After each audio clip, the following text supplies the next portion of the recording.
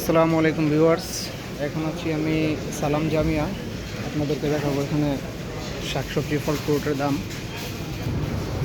আঙুর ফল আছে 1 টাকা 485 পয়সা, এটা বাংলা টাকায় প্রায় 600 টাকার কাছাকাছি আসে।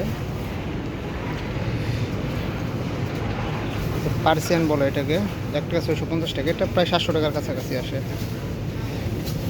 একটা আনারসের দাম প্রায় 500 টাকার কাছাকাছি, 1 টাকা 375 পয়সা, 500 টাকার উপরে আসে প্রায়। লেবু আছে, আপেল 4 টাকা 400, ফল